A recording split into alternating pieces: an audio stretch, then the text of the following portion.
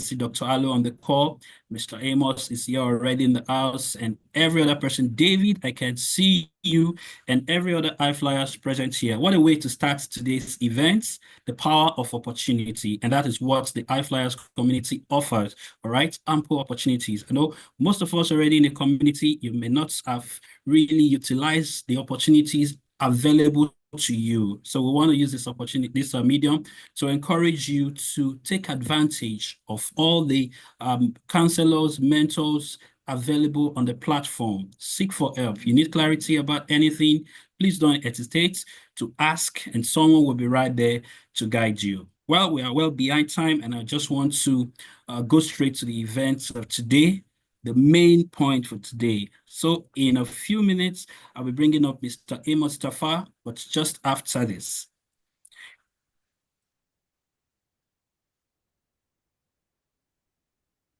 Our speaker today, Mr. Amos Tafa, a curriculum framework consultant. Amos Tafa is a STEM pioneer, leader, humanitarian, and entrepreneur. He is working on introducing the world to the next level in science and mathematics education, using the history and philosophy of science, along with applications from various fields of STEM. He also has a bachelor's in chemistry with a minor in philosophy, a master's degree in medical physics, and a second master's degree in medical health physics. He has gone ahead to complete a year of his PhD program in chemistry and STEM education. Amos the Math Guy, as he's widely known, has developed a signature framework for teaching called Counting to Calculus. It is a curriculum framework which can guide every student from basic maths all the way to advanced mathematics. Calculus 1, 2, 3, and more, chemistry, physics, engineering, and computer science. After completing Amos's revolutionary STEM program and taking the appropriate CLEP tests, students will have access to more than 30 transferable college credits while still in high school. Amos the Math Guy started Learning Institute for Excellence in 2013, which provides academic tutoring and coaching in multiple subjects, the SAT and ACT, and education consulting to schools. He is now based in Texas with his wife Stephanie, and they have 7 children. He works as a diagnostic and nuclear medicine physicist in East Texas and teaches at the Lotano University in Longview, Texas. Ladies and gentlemen, please welcome Mr. Amos Tafa.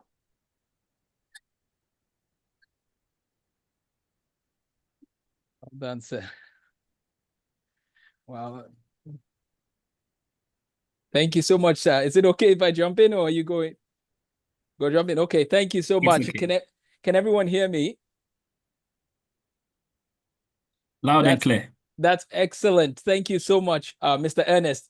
I am learning to speak slower now, so I hope that everything is taken down well. Are you able to capture this event as well for later? Or yes, we're actually we're live on YouTube now. Okay, perfect. Thank you so much for this opportunity. I'm excited to be here. Today I'll be talking about the blueprint. And actually, I apologize, my backdrop was not uploaded on time. Do you want me to pause, Dr. Alo? Can I get a second? Oh, no, it's absolutely fine. Your background is lovely as it is as well. Okay, no problem. Thank you. Sorry, next time I'll make sure it's there. I have the blueprint for exam success. I'm going to share my screen for the presentation. So let me go ahead and just hit share here. And you guys will be able to follow along. If you want these slides, just let Dr. Alo know. She can get a hold of me and we can go from there. So let's see. We should have a slideshow. Okay, perfect. So let's go back to the top. Blueprint for exam success. My name is Amos Tafa, as you know, and I will be giving you some strategies, three key strategies, along with a few items and examples for you to learn how to study well for any exam. The world is such that no matter what you know, if you think, for example, I know my science, I know my maths, but I don't need to take an exam to make the point. Well, that would be a problem in this world that we live in, right? Because there are exams you have to take, like the medical school exam, like the graduate school exam, like the SAT, ACT, IGCSE. So exams are inevitable at this point. And so part of the key strategy is you need to make sure you stand out with how you take the exams, then of course, as well as all the other aspects of standing out in your application process. But I want to give you a quick example of one of the biggest exams I had to take, or there's two quick examples. The first one was in 1999. In 1998, 1999, I had to take an exam called the National Common Entrance Exam.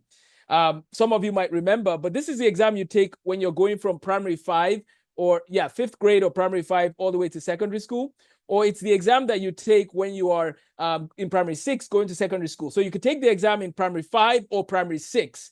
Now, in countries like America, they don't understand the high stakes nature of these kinds of exams, because if you fail the common entrance exam, you're in trouble. If you fail the common entrance exam, you don't get into a good high school, and then you don't get into a good university. So it's almost like your whole life depends on an exam in primary 5 or primary 6. Now, do I agree with it? I think there's some issues with that. I think that's a little too high stakes for a kid in 5th grade. But when I was in 5th grade, at this point, I had already made it a habit to just love, like I loved learning. That was my lifestyle. I loved to learn. And so when I took the exam in primary 5, here's what I did. I'll tell you what I did in primary 5, and then you'll see how it comes up over and over again in stories of people that did well in exams. When I was in primary 5, I took the National Common Entrance book, which you wouldn't believe, but when I went to Nigeria in February, I bought the books again. So I have them right behind me, some of those books, because I love just the process of the pattern recognition on the test. When I took the test, I was able to score a 556, which at the time put me as the highest in the school for the National Common Entrance exam. And so I didn't do primary 6 or 6th grade. I actually went right into 7th grade or JSS 1. Now, a lot of my friends also have a similar story. But what did I do to score very high on this exam? Well, I took the book. I went through the whole book, right? I went through all the problems. I answered the questions. For every question I got wrong, I had to answer the question why in one way or the other, right? And I believe there was a coach that also came to our house regularly to help me work through some things. And so with the support of a coach and the practice skills, I was able to score very high on that exam, which was a very high stakes exam. Now, when I got to secondary school, there were a lot of people that also scored as the best in their school. So the competition was fierce. This is where I got into trouble a little bit, because I didn't adjust my study strategies to meet the demands of the time. And yes, I graduated as one of the top students in the school, but not in the top 10, as far as I know. But notice I dropped down from being the first in primary school all the way below that. Why? Because I didn't adapt quickly enough to realize that, Amos, just because you got a B on this particular class doesn't mean that you need to stay there. You need to find a way to get back up, find better study strategies, and improve. So the point of the story is those who perform very well need to keep refining their skills. They need to keep working on having a good blueprint, because the times will change, the environment will change, and you need to be aware of that and improve your skills. Sometimes it means that you change your study habits. Sometimes it might mean that you start studying at certain times of the day because of the demands of the time. How do you navigate that? Well, that's one key aspect I want to talk about. You need to seek to have a coach, have a mentor. So just like the High Flyers Network, right? If you have any challenges or concerns, make sure you reach out to a coach, right? Talk to Dr. Allo, talk to Mr. Ernest, talk to the team, because having a coach will help you to have a roadmap for what is to come and what is ahead of you, because your coach has experienced those things and can point you in the right direction. So that is very critical. Having a coach will help a lot. Success is predictable when you follow the blueprint, the right blueprint, and the coaches can provide you with that. So that was my story of primary 5. And then when I was in 12th grade, we also had to take a high stakes exam. And at this point, I was around a lot of people that love to study. That played a key role in my life. Now, when you look at my friendship circle, right, by God's grace, one of them was an MIT grad with 2 master's degrees. One of them got his PhD from Yale here in the US as well. Another one is a medical doctor in Australia. Another one is a medical doctor in Indiana, moving to Texas. You notice that the group I was studying with, we encourage one another, we challenge one another, and now we've been able to get to certain places that we've gotten to in our lives. Until today, even just recently, one of them saw what I was up to and sent a message saying, well done, good job. We're encouraging one another, right? So friendships are critical. But make sure that the friends you have a common blueprint strategy, right? You guys are working together to encourage one another. rather than pulling one another back. Never limit one another, but encourage one another to go to higher levels using the right blueprint. Exams, why do we take exams? They provide us with a checkpoint, not the final destination necessarily, but a checkpoint to make sure that we've digested the material before. A good performance, of course, will give you access to scholarships and better schools if you want to go to Cambridge or Oxford. I've had the opportunity to visit both universities, very, very beautiful places. I'll be back there again very soon, God willing. And I am just encouraged by some of the rigor, especially in STEM, right, with the professors that teach maybe the history and philosophy of science and so on and so forth. But in order to get into some of those schools, you need to have the right blueprint that gives you a very good score, which then gives you the scholarships and opportunities. Now, I think America is not as stingy as England in scholarships in some ways. So we have a lot of schools here that have a lot of scholarships. And I have friends that came to America on full scholarships. So that is another day's discussion. Dr. Allo knows where to find me if we want to talk about those strategies as well. I think that you guys can tap into the American sphere and look at how to get into these schools with scholarships. You need to have a mindset shift as well. Exams are an opportunity to showcase your learning. If you're practicing the piano and you're flourishing in your piano skills, you would want to show people like, hey, I want to show you what I can do. When you look at basketball players, or let me use football because you guys are in the UK, some of you, you look at Lionel Messi when he used to play in Barcelona and so on. He would be so happy when game day comes, I'm sure, because he wants to showcase his skills. Think of exams as an opportunity to showcase your skill. Make it a fun thing. It's fun. It's fun when you are prepared. And how do you prepare well? Simulate exam conditions. Take the exams around the same time of day as the actual exam day. So if the exam is going to be at 8 o'clock in the morning, then simulate taking an exam at 8 o'clock in the morning. Okay, start preparing early. Now, procrastination is one of my gifts, which is a bad idea, right? I have procrastinated too much in my lifetime. I need to not procrastinate as much.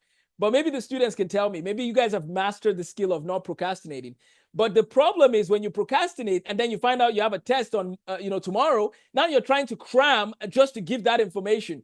That's not the way to learn, right? If I went back to be a student now, that's not what I would do. I would definitely make a plan daily. Now, I had to do that in boarding school in Nigeria. We studied every day. But I want to encourage you now to please make time every day. And I'll show you an example of a schedule here that you can follow.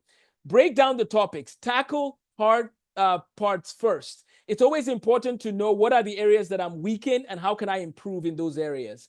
There are two techniques that will help you as well. So 15 to 30 minutes daily review. It's better than cramming before the test. Break things down into independent topics and then use active recall and spaced repetition. And we're going to define both terms now. So active recall, spaced repetition, deliberate practice. Dr. Allo knows that at this point, I need to get a trademark on the word deliberate practice. I love deliberate practice. Okay, active recall. This is a study method that involves actively stimulating your memory during the learning process. Instead of simply rereading or passively reviewing information, you test yourself on the material. For example, after learning about photosynthesis, instead of rereading your notes, you quiz yourself. What are the main steps of photosynthesis? What are the raw materials needed? I need carbon dioxide. I need water. Okay. I need chlorophyll. I need sunlight. Okay. I can sketch it out. Here's the equation, the chemical equation of CO2 plus H2O in the presence of sunlight and chlorophyll and producing sugars, right? And oxygen. Okay. Write down the raw materials, right? By God's grace, my background is kind of strange. It's physics, chemistry, mathematics, and biology because I was going to be a doctor as well. And so that's where you see me using that example from biochemistry and biology. You need to break things down to small chunks and then master every chunk. And it's easier to digest everything after that. Spaced repetition is a learning method that involves reviewing information at increasing intervals of time to combat the forgetting curve and strengthen your memory. You learn vocabulary words today, tomorrow you review the words, then 3 days later, then a week later, then 2 weeks later, and so on and so forth. Organization is going to be key. One of the things I've done over the last 6 months is I've published 16 workbooks behind me. And one of the reasons why I make these workbooks is because I'm trying to help students to have notebooks dedicated to every branch of math that they study. And then they keep all these workbooks in their, keep it till you graduate from university. So you can always review. You can always go back if you've forgotten something. when you finish university, when you've gone on to become an engineer or doctor or lawyer or whatever you want to do, then you can decide what you're going to do with the workbooks. But when you realize that you are going to need the knowledge potentially at some point, then you say to yourself, why am I throwing away my notebooks? I shouldn't be doing that. I should be keeping them because I might need that knowledge, right? Because it's still relevant. Now, you might argue, well, we have AI, we have ChatGPT, which is a field that I'm specializing in more and more now, is AI and agentic AI and generative AI and all of that stuff, because we want to build this into large language models and all of that. But the reason why I bring that up is even with AI, we still need study skills. Don't give up on your study skills in the era of AI, because you don't want this cognitive, basically you take all the thinking and put it away on something else, and you're not thinking clearly for yourself. Don't do that, because we did that with Google and it didn't work out well. So with AI, it's going to solve a lot of problems. It's going to be in every sector. We know that. However, if you have study skills, you take opportunity, you take initiative, and you use AI, you're going to space, right? Metaphorically, you don't have to, I'm not encouraging you to go to Mars necessarily. I'm just saying you're going to go far. If you have all those things I mentioned, you need to have study skills, you need to have mentoring and coaching, you need to have AI as a tool, but then you also need to make sure, again, that you're using all of the above, not just AI. Okay, before I talk about growth mindsets, I'm going to just mention one plug for Peak again by Dr. Anders Ericsson. I just think everybody has to read that book. Dr. Anders Ericsson has written a great book, and I just want to mention one thing because I talked about this on the last one of the last calls we did. When you're practicing, find the areas that you're weak and then fix those areas, and that's where a coach can help. And then when you fix those areas, you go back and you check on those things you were learning. You notice that you're going to have a better chance at understanding the new things that you need to learn. Always pay attention to fixing those weak areas. When I was growing up, we used to say self-deceit is the worst form of deceit, because if you know you don't know something, but you pretend like you do so that friends think you know it, that's not a good thing. Make sure you're honest with yourself. If you don't know something, find a way to fix it. There's a famous physicist that went to Cambridge University, and he didn't have the skills. He wasn't phenomenal in mathematics. He showed up at Cambridge, and everybody, of course, thought that another guy had shown up at Cambridge. There was a lot of smart people at Cambridge at the time. But in 1664, there was a plague, and he had to go back home to Woolsthorpe, England, right in Lincolnshire, near Grantham. And this guy, when he went home, his professor told him, Isaac Newton, you must read and study your maths. In 1666, Newton came back like a boss because he found all the knowledge that he needed to be strong in math. And now we talk about Isaac Newton. Phenomenal. One of the posts that I just released on my Substack and Medium is the fact that the greatest mathematicians and scientists in history, all of them lived in the 1700s. I repeat, all the greatest mathematicians and physicists that ever lived, Isaac Newton, Leonhard Euler, and Carl Friedrich Gauss, all had some time in the 1700s. So I was doing some research trying to find out why did that happen? And believe it or not, one of the key reasons was, number one, the scientific revolution was in full swing, but number two, because the calculus had been invented. Who invented the calculus? Isaac Newton and Gottfried Leibniz, the German mathematician, theologian, and lawyer. Isn't it interesting that two people, Isaac Newton and Leibniz, changed the world? Because of the calculus, look where we are today. It's because of the calculus that AI works. It's because of the calculus that rockets work. Isn't that fascinating, right? I'll show you a picture of the graphic that AI generated at the end, if I have a second. Okay, we need to have a growth mindset. No matter where you've been in the past, you can grow. Your brain grows with effort. Your brain grows with better practice strategies. You need to remind yourself, I can do this. I can do this. I need to find a team to help me, but I can do this. Don't buy into the lie that, oh, just because you got a B last year or you didn't get the A star last year, there's no hope now. No, that's not true. There's hope. There's hope. Look at your strategies. Talk to a coach. Reach out if you want me to give you any insights as well. Talk to Dr. Alo. She is phenomenal at this work. And Mr. Ernest and the team. Fear is natural, right? Sometimes there's a little fear that comes, but how do I get confident so I play soccer or football, and I've played in many leagues through the years, and by God's grace, I've won tournaments and so on. And I play forward, right? So my goal is to score, right? So I try to score as much as possible. But I was also a runner when I was in secondary school. So that running has helped me a lot. This is important. When I play soccer, there's some confidence that you need to have when you're going to try to be a forward or a striker. Because when I get that ball, I need to be confident that I can shoot. Now, am I going to make every shot? No. But if I miss the shot, I need to readjust and try again. You have to be careful not to let your past mistake in any subject or anything you've tried to do to hold you back from flourishing today. So don't let fear hold you back. That's our second pillar. And then finally, know the exam form you're studying for. Know the time management piece. Stay calm. Stay calm. When I was studying for big exams growing up, I would take the textbook and all the notes they gave us in class. And then when I was studying for the exam, I would take the notebook and make flashcard type materials into smaller amounts. So what I was doing is I was extracting from the source into a more condensed version. So I was always trying to see how well can I summarize everything I'm reading. Remember, we have AI now. You have generative AI, but there's a new form of AI coming out called agentic AI. So I was given the opportunity to test run an agentic AI system. Agentic AI does things for you. So for example, it's built about 6 websites for me. I told it what I wanted, I gave it the specifications, and it built me websites. As a matter of fact, I used agentic AI to generate the world's first global math curriculum, which goes through all the curriculum of England, America, Singapore, India, Nigeria combined. So basically what I did was I used agentic AI to research all the math departments in the world that I needed, right? And then it created the list, and then it created a website. So now we have the world's first global math curriculum, which covers everybody's math for every topic.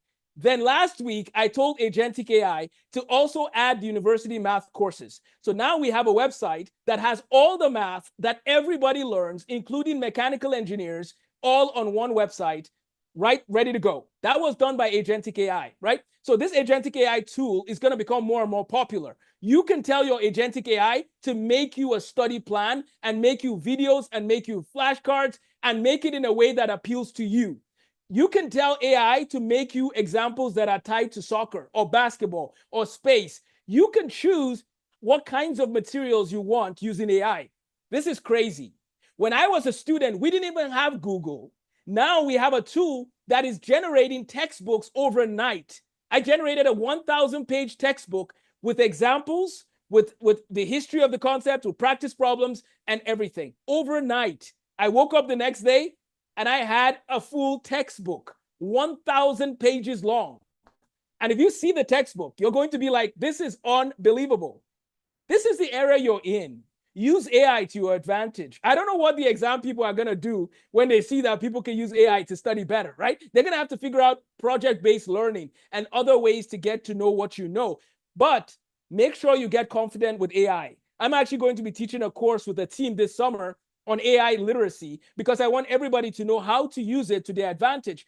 Why is this important with AI? Because if you use AI, it'll make your study more efficient, which frees up your time to focus on job shadowing, projects and internships, and other things that are tied to your vision for life. Notice that everything goes back to what is your vision for life? Because when you have a vision, you can go far. One of my instructors that is going to be working with our academy is an electrical engineer. And what I'm going to do with him is he has a PhD in electrical engineering. The other one has a PhD in mechanical engineering. And what we're going to do is we want to create a path. So let's say somebody is 12 years old. They know they want to be an electrical engineer.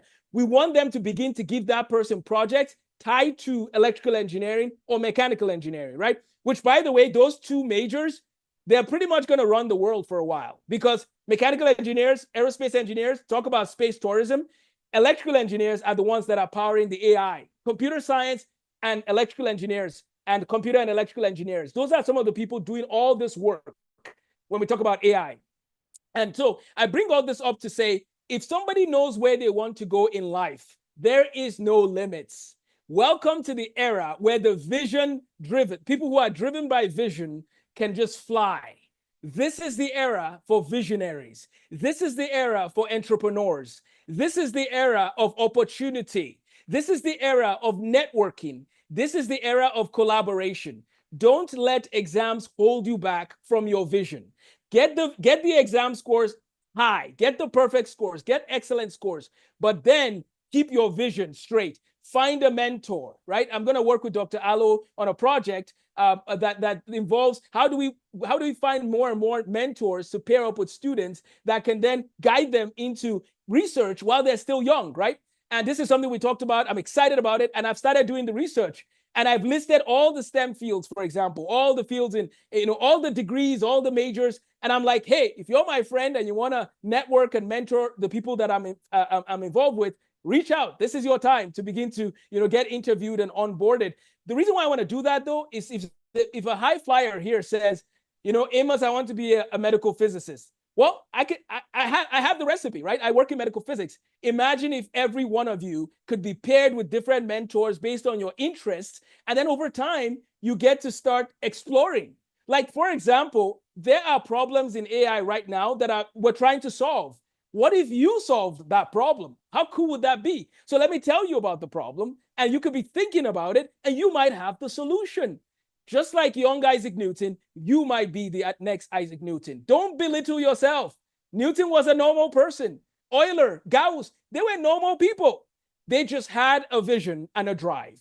What is your vision? Where are you headed? And let's help you get there. But let's get the exams down and let them not hinder you. Finally, I'm going to give you an example of a weekly schedule. So I'm going to exit and show you that. And before I do that, let me just finish the slides and I'm going to exit. Ask yourself, do I study daily? Am I doing active review, or is it passive? Do I believe that I can succeed? Do I know the exams format? Am I calm?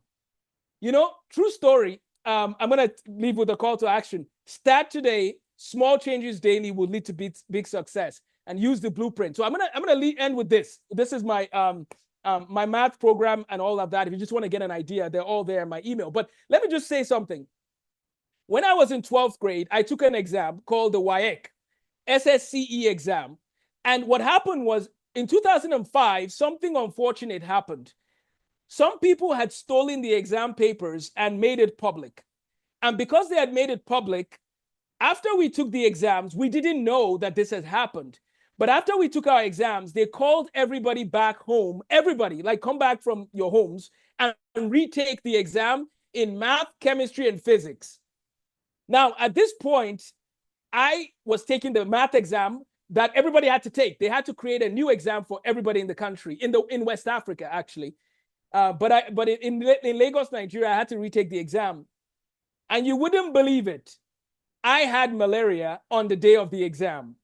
So I had to take the exam for the second time, even though the first time I know that I was going to ace it. But now I was taking it for the second time, and I had to try my best to take a high-stakes exam that would determine the rest of my life while having malaria. They told me during the exam, because I had to leave the hall at some point because I was so sick, they told me they would give me a chance to come back in, but I had to leave for a second because I just needed to step out. I was not doing well. So I stepped out of the hall for a second, or for a few minutes. When I was trying to come back in, which, they said they'll let me, they said, we're sorry, you can't continue. And at this point, I had to take whatever I had done in the first half of the exam. It was during this time, right? I took the exam, and when I came back in, they didn't let me back in. And what ended up happening is I couldn't finish the exam, and the results came out. I'm not saying this to brag, but I'm saying it to show the importance of your study skills. I ended up acing the exam anyways. I didn't get the A1 I wanted, but I got a close B2. But that is after being told they would let me finish the exam, and they didn't let me finish it. I tell you this story because one of the people that told me about PEAK by Dr. Anders Ericsson, my friend who went to MIT, he actually was consistently #1 in math. And I asked him when I visited him at MIT and so on, and I said, why were you always #1? And he said, because I saw the patterns and I used deliberate practice, essentially. And he told me to read Anders Ericsson's book. And when I think of my math journey, a lot of it goes back to, I loved symmetry. I loved the nature of, mathematics. And when you love something, it gives you the opportunity to want to do it more. So I want to encourage you to do this. Love the process of learning. Love the process of learning, because that's the new era that you're in. What's going to help you now is if you love the process of learning. Every day we get a new AI model, we get a new AI tool. It's only people that love the process of learning that will be able to take advantage of some of these tools, learn how to use them, and then expedite their work. My research, which would have taken 6 months to a year, is now taking me 2 weeks to 3 weeks because of AI. AI will revolutionize everything. How well are you willing to learn? So let me leave you with one screen here. I'm going to stop sharing. And I'm just going to share my screen that has the, I have some documents to leave for you. So let's see them right here. This is an example of the ACT preparation that I do with students. This is from years ago. They take a module, they have a goal, they write down how long they're going to spend. This is just showing you like day by day, what is their goal? They make a goal for every day. So they make the goals so that they can study, right? This is a 36-day goal. And they're taking the full test, they're taking practice tests. I know there's a lot on the page, but I just want you to get an idea of what is your study plan, right? And if you want a sample of this, I'll send it to you. Number 2, you need to have a plan for your week. What is the plan for the whole week? Like every single day, what is your plan for how you're going to spend your time? And then lastly, what is your plan for every day? So we need to know our goals towards the exam, right? So start there. So start there by knowing what is the goal for the exam, right? Make a goal. How many days do you have to the exam? Make a daily plan for that. By the way, ChatGPT can do that for you, right? Tell it the exam you're studying for, tell it how many days, and then tell it, give me the number of days. Give me a study plan for my IGCSE physics, which is on June 1st. I'm giving an example. ChatGPT can help you. And maybe we can do a workshop on AI and how to use it to study, because I can also help with that. And then number 2, so make a plan for the timeline to the exam. Number 2, make a plan for the week, each week. Like, what's your plan for this week, for every day of the week, for every hour of the day? And it's okay to put playing soccer. It's okay to put, resting. It's okay to put, I'm going to eat. It's okay to put, I'm going to spend time with friends. Please spend time with your friends, guys. Make time to be with people. That is very important. And then lastly, here's your productivity tracker. What is your plan for tomorrow? Zoom in on it and write it down. These will be very helpful as you study for your exam. And so these are some key elements. I told you I was going to show you Isaac Newton's picture. So if you don't mind, I'll just show you the picture and then I am all done. So here's a picture of ChatGPT generated of what I shared with you about the 1700s. It's going to pull up on the screen here. And then I'll hand it back to the moderators. So this is my last picture I have for you right here. How cool is this, right? AI made this for me today. It's called From Newton to Quantum Computing, Math Lights the Way. And so the point I'm trying to make is all 3 of these individuals, Newton, who's over here, Gauss, the guy with the hat on the left, and then Euler, the guy on the right, all 3 of them lived in the 1700s, for part of the 1700s. And it's because of their math that the world is powered today to do what it does. I hope that I'm talking to some of these same people of our generation right now. So don't belittle yourself, apply yourself to hard work, and reach out if you ever need help. Thank you so much. Thank you very much, Mr. Amos, for that beautiful session. I found it very insightful. I might not be a high flyer, but I have taken notes. I mean, I think some of these key points you've highlighted are very important for everyone, especially those who intend to probably further their studies and all of that. Thank you very much. So now it's time for our questions and answers. I believe everyone really enjoyed and learned a thing or two. So please feel free to drop your questions in the chat box, and I'm going to take them. So while I wait for others to come up with their questions or type their questions, I have a couple of questions for you. So you spoke about loving the process of studying. For one who struggles with mathematics, for instance, how do you even first love the process?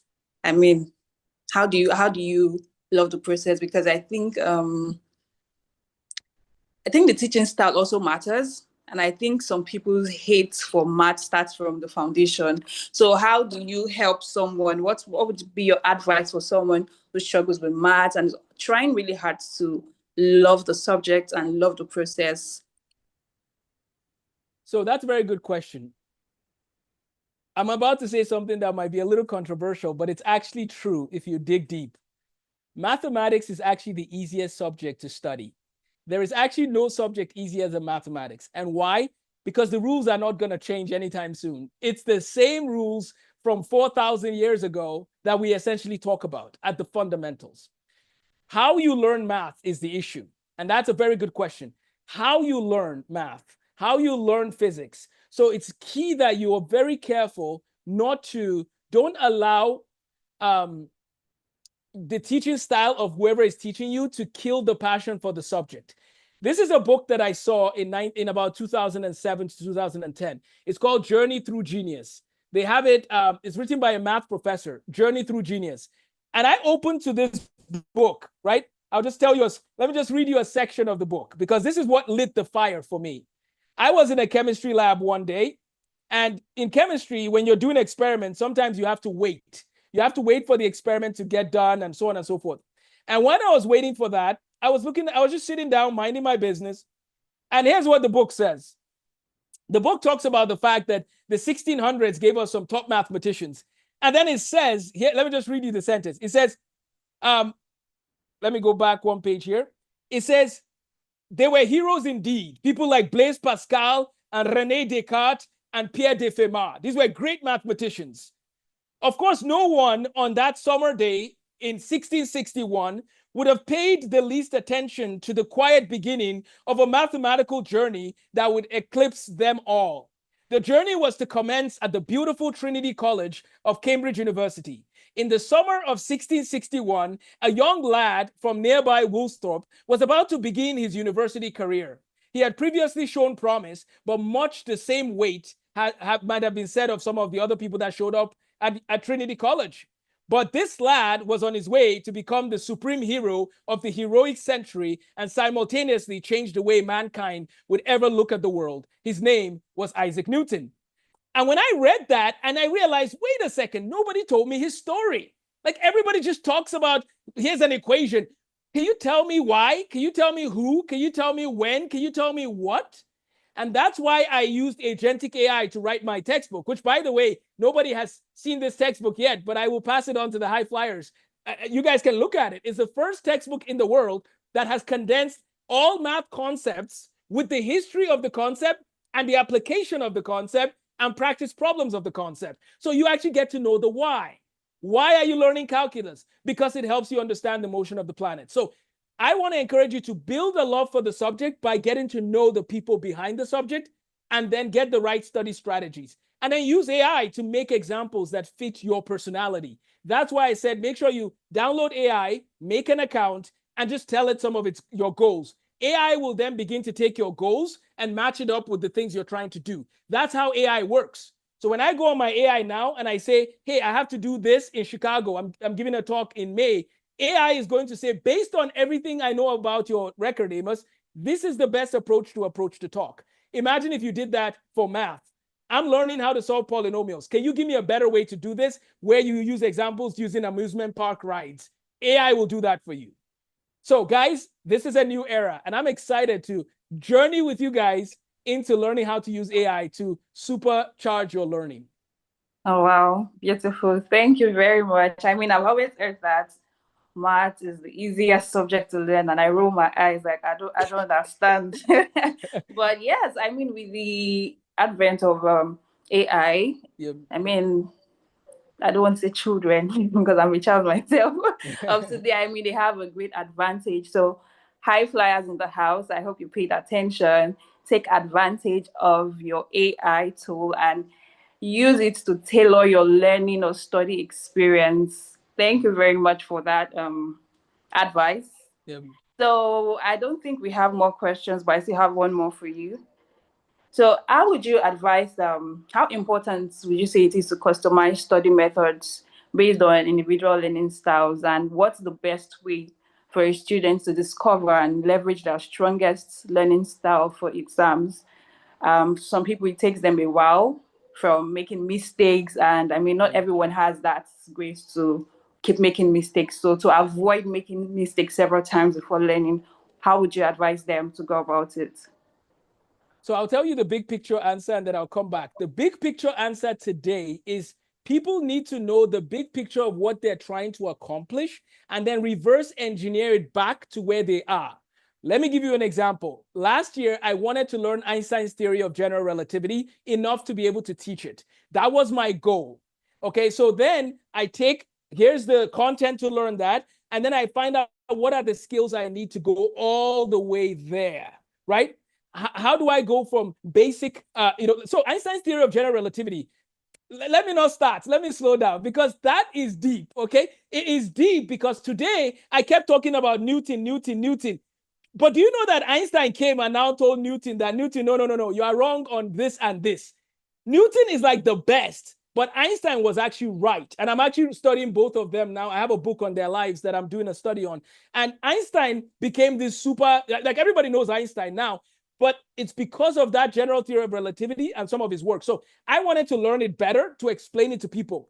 That was my goal. Then I reverse engineered it to a plan. So students, what's your goal? Okay, so your goal could be, I want to be good at chemistry. Okay, what does that mean? You have to define the destination well and then reverse engineer it back.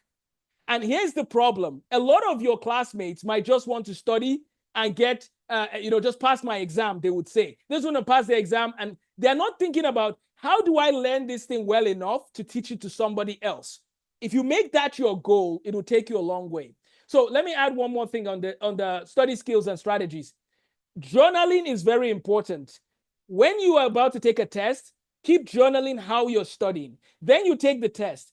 How did you do on the test? If you did very well, those methods you were using, they might be what you should keep using. If you didn't do well, you need to go back to the drawing board and say, something is wrong with my methods.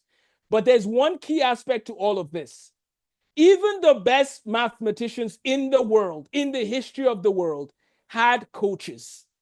Even the best physicists had coaches. So what you want to do is tell your parents, I need a coach for this subject. I need somebody that knows it so well and that knows me and that can guide me along. Now, AI is going to be able to help you with some of that, but having a human being is still the best because the human being knows more about you as a human being than AI knows you as a human being, right? So I don't think there's any way around it. If you want to be a high flyer, coaching and mentoring. Look at tennis, the best tennis players, Roger Federer. These guys had coaches, right? So our schools sometimes give us teachers, but they don't give us coaches. And in the AI age, you need a coach because the knowledge is everywhere.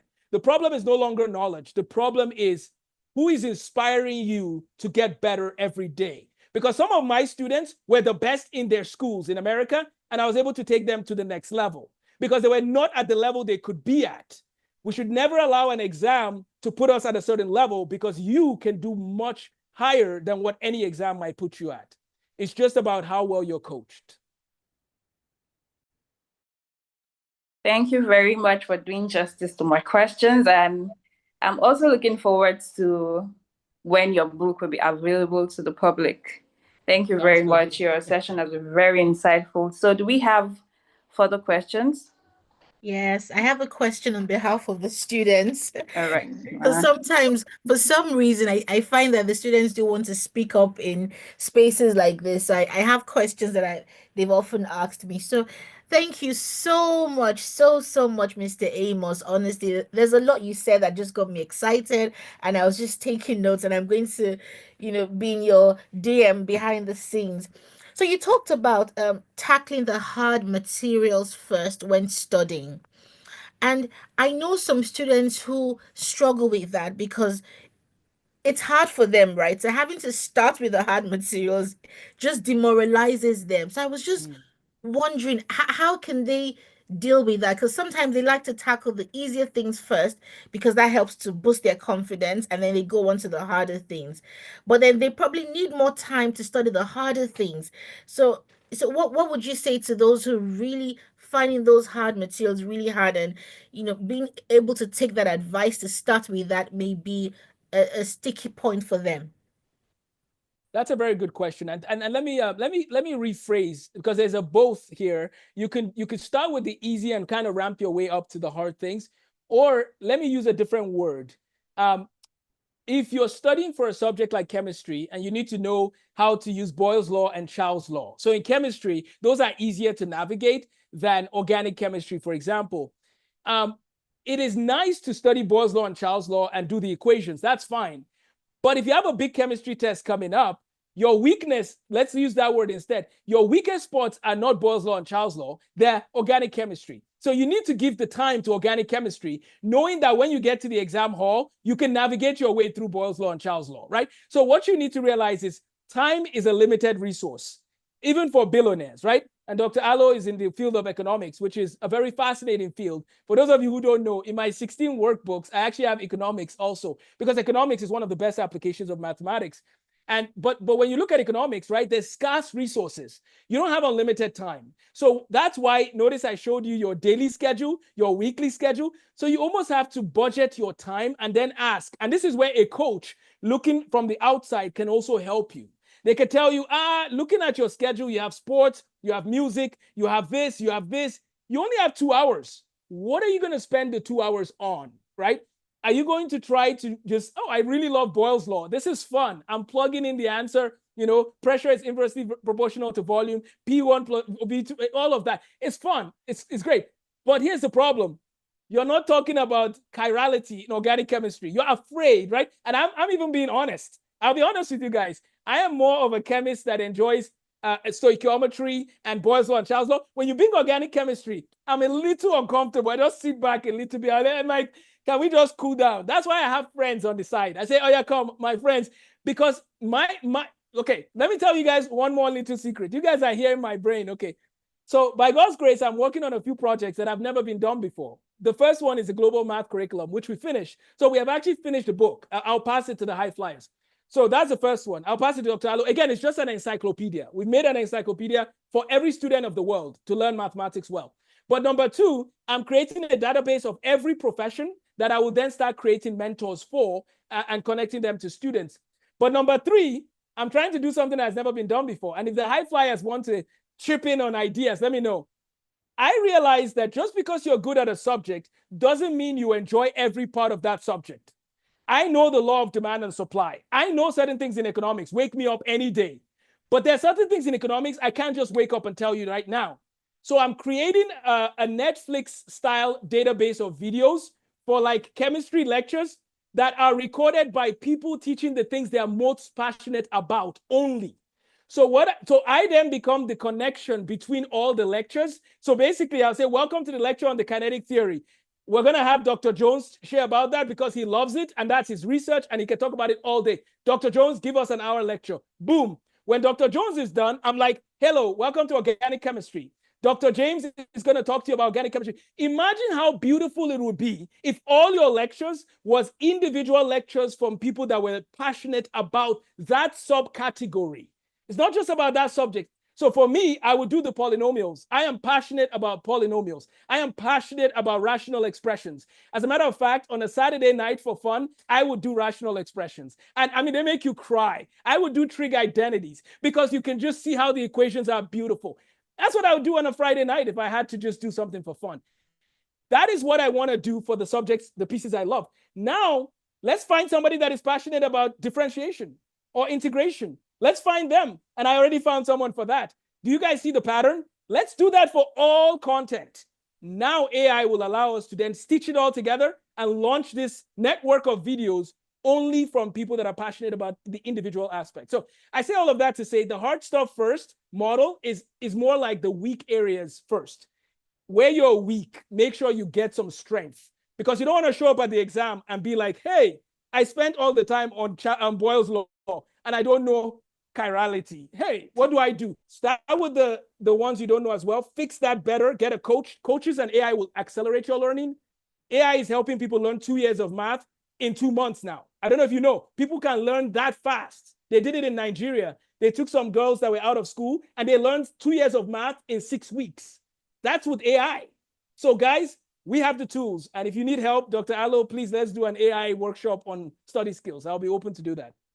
Wow. Sorry, Ekata. Honestly, anytime I listen to you, Amos, I feel like going back to school. I really, I really do. I know we're out of time, but just one quick question again, and it's back to the issue of technique, because I think there's something to be said for the technique of learning, but also the exam technique. So a lot of our students have to do entrance examinations, Yep. and usually it's a very short time frame to answer a lot of questions. And you'll Correct. find students who've really put the hard work in, but Yep. for some reason they lose out on time and understanding how best to apportion time. And one of the things we've been saying to our students is now is the time to go through past question papers Yep. and just get yourself in the rhythm of answering these questions and time yourself as well. Yep. Because if you're used to studying under non-exam conditions, but then have to put yourself in an exam condition, some students may struggle with the time frame and some other exam techniques. So if you could please speak to us about some exam techniques and Yep. practicing past questions and just getting into that frame of mind that really helps to strengthen your performance during an exam. Correct. So first of all, students, again, this too shall pass. Just remember that. You will have time to play. You will have time to do other things. But when you're faced with exams, that needs to be your focus. And so I had a friend who went to Caltech, which is, by the way, at the same level as MIT in some of the studies. So Caltech is very prestigious. He got there on a full ride. And I asked him, what did you do to study? And here's what he said. He said, I bought 3 textbooks from 3 different publishers for the SAT. I finished all of them 3 times. So he did 9 sets of practice problems, and he had seen every different angle of a question from 3 different approaches of 3 different textbooks. That is critical. So imagine if you and your friends spend more time, like, I know this is going to sound weird, but imagine you spend time saying, hey, we're going to have an exam party. We're going to sit down and we're just going to do questions together. If I don't know something, I'm going to just be honest and you can help me and you can, like, guys, today I'm where I am today, partly because of my friends and the relationships I built in secondary school. And we studied together. There's actually pictures of us. I'll find some of them and send them to you guys for like throwback, where you see us. We're studying on Saturday afternoon. We're in the classroom. We're working hard. We're sweating. And now almost all of them are doctors or PhDs. This is what hard work can do. One of them, if he became the CEO of Google, the president tomorrow, I would not be surprised. I wouldn't. He was the best in math, the same guy. I wouldn't be surprised because he has shown himself at MIT, 2 master's degrees from MIT. He got into Cambridge, chose to go to MIT. I mean, this is what's possible when you have a team that you study with. So please don't allow anyone make you feel bad for saying, I want to have a study party to just do practice problems.